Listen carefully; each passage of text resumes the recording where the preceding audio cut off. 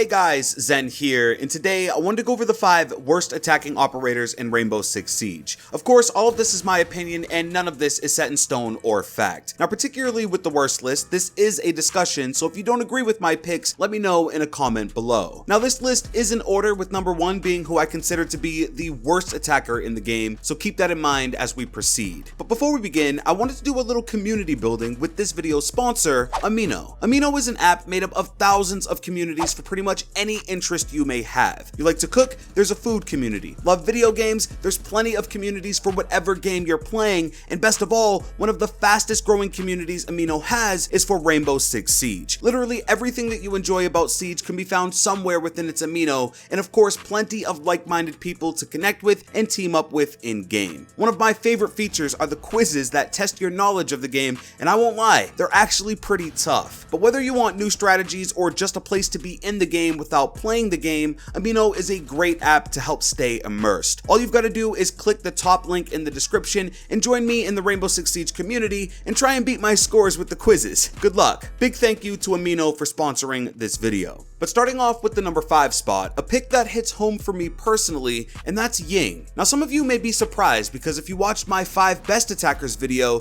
you'd know I gave her an honorable mention. At the time, the Ying plant was such a viable strat that played a huge role on some objectives, which earned her her spot there. Ying is a 2-speed 2-armor attacker that comes with the Candela gadget. It's basically a 360-degree flashbang with a ton more versatility. With the ability to cruise through drone holes and mount to breakable surfaces, this gadget can be used in a variety of ways. The main reason she's been knocked down and landed on this list was the removal of her smoke grenades. For those new or unaware, Ying used to have smoke grenades as one of her secondary gadget options, and it made for this 1-2 punch of throwing out the smokes and following up with the Candela to get a bomb plant down. One of the main reasons this was so effective is because of how loud those Candela charges are when they go off. Throwing 3 of them out at once made it almost impossible to hear a bomb plant going down. Combined with the flash effect, you had no choice but to look away or be flashed as a defender. Ying also packs an abysmal LMG as her main weapon. It was recently buffed to have a little bit more damage, but it's the incredibly unpredictable and bouncy recoil that really hurts this weapon. Since her release, this weapon has been almost meme-worthy and is probably the most inconsistent weapon in the game. At this point, Ying isn't a must-pick for any site on any map, and as it stands, especially without those smokes, she's the most inconsistent attacker you can pick. Moving on to our number 4 spot, we have Glaz, the so-called sniper of Team Rainbow. He's a 2-speed 2-armor operator that comes equipped with the OTS-03 rifle that has a thermoscope attachment. When active, Glaz has the ability to see a great distance and see through smoke with enemies highlighted yellow. Given the fact he also comes with smoke grenades, he kind of has everything he needs to be at his best. His gameplay loop is to follow up after a wall has been blown open, toss some smokes in, and seek out defenders moving throughout the objective, or hiding in hard to see places. Beyond that, Glaz is just another 2-speed 2-armor operator with a really strong marksman's rifle. Without any automatic options for weapons, he really has no choice but to take it slow and stay behind everyone else. And if there is a skilled Jaeger on defense, you're gonna find it even harder to be effective without those smoke grenades. He's also terrible at seeking out roamers because he really has no close range option. Try and be accurate when a Caveira or Vigil pops out of a hiding spot 3 feet in front of you when you're alone. You don't have the spray and pray luck that you have with many of the automatic weapons, which again puts Glaz at a major disadvantage when the name of the game is one-shot headshot. Recently, his weapon was slightly buffed for a little bit more fire rate, and it is noticeable, but beyond that, his gameplay loop is still so heavily reliant on those smokes. He's also an operator that relies on open space a lot more than some others. Maps with a lot of rooms and floors force close quarters gameplay, and at least in my opinion, that's where Glaz is at his weakest. This is another operator that has seen a lot of change over the years, but I'm not sure we'll ever really get the perfectly balanced Glaz we all want and deserve. He's an operator where we've seen him really underpowered, and we've also seen him blatantly overpowered, but where he's at now, I think he's in a pretty weak spot and doesn't really add much to an attacking team. It also stands to note that you never really need a Glaz. He's always an additional pick in my personal experience. Number 3 on the list is Montagne. He's a 1-speed 3-armor attacker that brings the extended shield gadget to the field. He acts as the mobile wall for the attacking team, usually being the first one in a room and nestled into a corner. Trust me when I say that all Monty mains understand one thing: it's not all about the kills. Most good Monty players won't get a single kill in a round, but will instead serve the purpose of distracting and annoying the enemy with his presence while also giving major intel to his team. When a Monty pushes in, if he's smart, he's giving callouts the entire way, taking any initial firepower, and usually taking explosives like C4 and impacts head on. As long as he survives those defenses, he can corner camp and be the best intel next to drones for an attacking team. However, there are some serious drawbacks to being a human wall. First thing, and probably most hilariously, you will be team killed. Not if, when. And when it does happen, it hurts the team. Unfortunately and fortunately, your team will use you as a way to peek enemies you're facing and will pre-fire the back of your head. You'll also certainly deal with being the last one up in the corner of an objective, only to be toyed with and inevitably killed by defenders. It's almost like a pack of hyenas surrounding an armored rabbit. Not much can be done. You don't have the firepower to shoot it out, and the moment you retract your shield is usually your last moment of a round. On top of that, a massive counter to all shield operators is Legion, which at this point is almost a must pick on defense. With shield, it's even more important to take out the goo because you only have a handgun to fight back on top of being slower than most. Monty is a very player reliant operator. Those that are new to him or are still learning have a lot of hard lessons to learn. At the highest ranks, I barely see him played, with a lot more people opting for the faster and more aggressive blitz. I would say he's a high risk, high reward operator, but generally I think the risk is much higher with Monty, also adding in the fact of how loud he is clanking around the map and using his gadget. Capitao is number 2 on the list. He's 3 speed, which is good, his main para is decent, his crossbow gadget is useful, and his secondary gadgets are viable as well. So at this point you're asking, well, what's wrong? Honestly, when it comes to Capitao, I think the community would just rather pick anyone else. For what he is and what he does, there really isn't anything super critical to critique here. I literally believe that as people mouse over his icon, they say, sure, let's go Capitao. Then a split second later, they see their team needs a Thatcher or Hibana and quickly switch. Or they decide they want better weapons and a smaller hitbox and go Ash. Simply put, there's no real reason to pick him at this time. 90% of the time, if he's picked, there's no strategy at play. It's just extra smokes, 3 speed, and a strong weapon. I think everyone agrees that when he had frags, it kind of tied it all together for this operator, but without them, he just feels shallow. I've said this for a while, but I think an interesting way to buff Capitao would be to put an ACOG on his crossbow. As of now, the sight on his gadget is probably the worst in the game and is difficult to be accurate with, which is a big benefit of actually using him. You can pinpoint exactly where you want the smoke or fire, it's just not easily visible through that scope. The radius of the fire isn't very wide at all, so you've got to make sure that you're getting it right where you want it to be the most effective. If you're picking this operator, that should mean all of your fundamentals are picked, like Thermite and Twitch, your support characters are there like Finka, and you can't stand the thought of choosing a more popular 3-speed like Ash or IQ. Only then does Capitao make a lot of sense, otherwise, you could do better. But now we move on to our number 1 spot, the operator I see as the worst in the game, and that goes to Blackbeard. But I don't choose this operator based on just gameplay. He's here at this spot because of what he represents in the game. Blackbeard fundamentally hurts this game by nature because he's the only operator to break the golden rule of one-shot headshot. With every other operator in this game, and to come in the future, this rule will be true. With Blackbeard, it is not, and he also suffers pretty heavily because of it. He's a 2-speed, 2-armor operator with the rifle-mounted shield gadget. There was once a time where this operator could not be stopped. His shield had 800 health and was meant to completely bypass the headshot mechanic, at least from the front. Right now, he has 2 of these shields with much less health, and yes, they only take a few bullets to break, but literally every single time that they do, a little feeling happens in your gut that knows you've been cheated out of a kill, and you've got no choice but to accept it. As far as how he plays, I'll give it one word, and it's cumbersome. When the gadget is equipped, you move very slow, and not just movement speed, all speed is affected.